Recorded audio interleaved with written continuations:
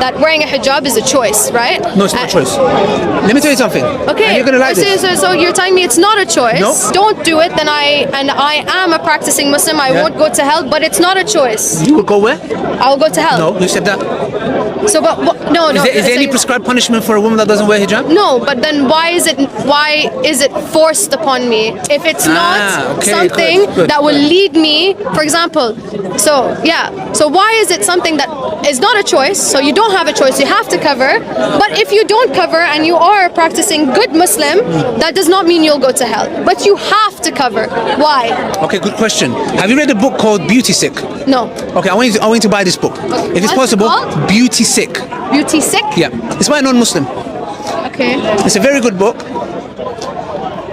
Yeah. Now, this book is very interesting because we have this false notion that when a woman takes her hijab off, she chose to take it off. I believe this is the biggest false fallacy ever. Okay. You know why? Why? Because I'm asking you a question. Did you choose to take your hijab off? I never had a hijab. Okay, you never wore it? Never. Okay. Are you telling me that as a woman, you choose not to wear the hijab? Yes. I say no. And I'll prove you. Let me tell you how. Are you telling me that the beauty industry, the females around you, the society that you live in have no effect on you and the way you are perceived, and that has no element on you that you may feel? Because the book that I refer to called Beauty Sick tells you about women who are beauty sick. Their sickness is beauty. Okay. Which is what? When someone comes to me and says, I choose to wear the hijab, I'm like, please don't lie. You wear the hijab because Allah told you to. And now somebody comes and says, well, that's Islam is oppressive. And I say, well, no, hold on a second. Because the very women who wear mini skirts, who go get their breasts done, their backside done, their hips done, their nose done. Can you imagine? They smash their nose. You know your nose, they get smashed and then reshaped. This is very important. The point is this. Are you telling me these people go and say, I choose to? No, you don't choose to. You do it because the beauty industry, the standards that the society have put a bar on, you are trying to reach those at the cost that you can even lose your life. There was a Brazilian woman who died because she got implants on her backside. She died. But then your argument is actually null and void, because the same way that a woman will choose or has no choice to wear hijab, but also does these things to herself, and it's like, oh, that's not her choice. Yes. Then where do you meet in the middle? Where is the choice? This is where you meet in the middle. The point is this: nobody has a choice. Listen carefully. But then why do you have free will if you don't have a choice? What's the fucking point in sorry, excuse me for swearing. So why has God, okay, so your argument here is telling me that God gives you free will and allows you to have free will, but you do not have a choice in any matter. No, listen to me carefully. You have free will.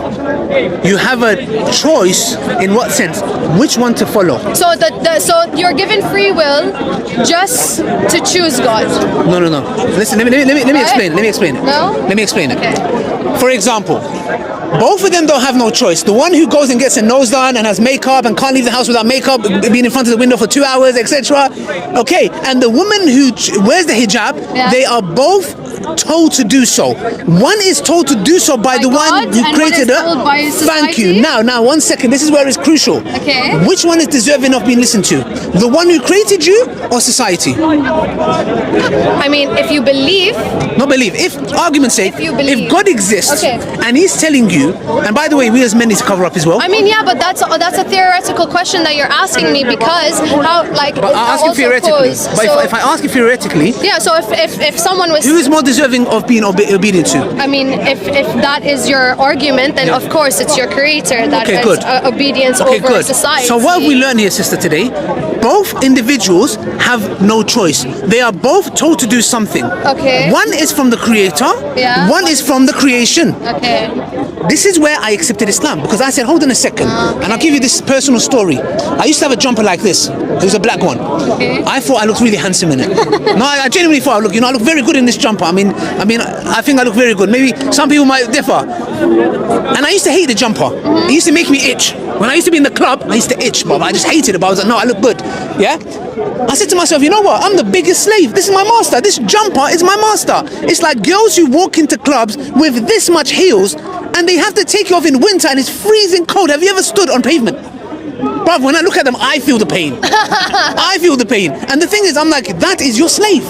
And just as me, when I was getting a jumper or driving a certain car or going to the gym, I'm not saying you can go to the gym for help. So you're basically saying you'd rather be a slave to the one who created me, bigger than me, than to the society that you know why? You know why, sister? Because the creation is never going to be happy with me. When I die, they're going to backbite me. They're going to talk bad of me. The creator is the one that's going to be with me. He's the one who created me. He deserves my worship. Why would I go and try to please a group of people that are never going to be happy with me? And the one who created me deserves it. And guess what? Once I became a slave to him is when I found my true freedom. Once I became a slave to him. That's a very good point, honestly. Sister, the point I'm trying to say here is this, yeah? Thank you. May Allah bless you. Thank you. I appreciate it. Logical. And this is the key, sister. You know why? Because at this moment, that is when it clicked to me and I said, wow, all this life, my masters were females. My masters was a jumper that I used to wear. My masters was money. I used to live a lifestyle and do extra hours so I can drive a certain car. I used to go to the gym. Yes, obviously for health reasons, but I wanted to have big biceps. So when I walk and wear that jumper, the girls can be like, wow, look at his biceps. I used to live, these were my masters. These were my goods. You know what I said? When I said La ilaha illallah, I said, I am free from all of you. Because I want to worship the one who has created me.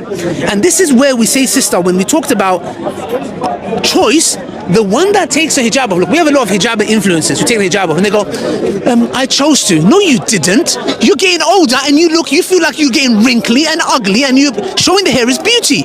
And that is the reason why you chose. Don't say, I chose to. Say, but then, I was forced to. But then there's like, so in terms of like the not having a choice there for something like that, like for example, it's then comes down to equality again, which literally just circles us all the way back. At one point. Yes. No, Cameron, no. You know when you talk Can we have your voice? Yeah. Okay. You know when you're talking about choice. Yeah. You know you don't have a choice whether to wear clothes or not, do you? In a society. Yeah, you don't. No, so there's a certain level of dressing decorum, regardless of however liberal you are. You cannot come naked. You have to wear. This is imposed upon you, right? Yeah. Similarly, you should not equate someone putting on clothes to someone a society telling you to put on clothes to a society telling you to take it off. This is a false equivalent. But did you get what I'm trying to say? No, I understand. So you know why it relates to you perfectly? Because sometimes we go into this mentality where we think the life I'm living, I'm free. You're not. You're influenced one way or another. Because why, as a woman, for example, the question is, and this is what's so beautiful about Islam. Let me tell you something. Before, I used to see women as a piece of meat. Wallahi, I had no respect for them. You know why? Because the society made me like this. And when I came to Islam, women, they became human in my eyes. Because Islam told me that you honor them, you respect them. It's not, what is she? You know, you're talking to her. You're not talking to somewhere else. And this is the issue, sister. There's men here, like, there's men everywhere. The point is this, and I'm not saying women are perfect. There are, a lot of, women as well. Let's be honest here. The point is this, that women are sexualized. Man, I'm driving down the A406. Okay. Wow, no. Now you're bringing Am I in trouble? a whole new conversation into it. So it's our fault, and we have no choice in the matter of, we have to protect ourselves because men can't control themselves. No, I never said that. Oh my God, and women are sexualized. I never said that. Did I say that? You said No. women are sexualized. No. Why are we sexualized? Because the brain of men can't separate it from it. Like what does Allah say in the Quran? You know what Allah says in the Quran? I don't know. You tell me. You're Okay, an sister. expert, I'm not the expert. I'm a nobody. I think you know. You're the expert, not me. No. We're both the expert. Tell me why. Sister, Allah says in the Quran, tell the believing men to lower their gaze. Yeah, they should. 1 second. Allah doesn't say women cover up because men can't control themselves. No, but why? But then why? So if men shouldn't be gazing and sexualizing and making all of this, then why do I? Yes. And you have no choice but to also cover up to protect myself. No. For what? Listen to me. Allah says to me, tell the believing men to lower the gaze. Okay. That means if she's in a bikini, if she's in a niqab, If she's in a jilbab, irrelevant. I have to lower my gaze. I'm not gonna say, oh, she's wearing a bikini, man can look at her now. Or she's wearing a niqab. I have to lower my gaze, period. Okay. Now, But then why? no. You know what that means? Or why? That means this notion that men can't control themselves. That's why Allah tells you to cover up is not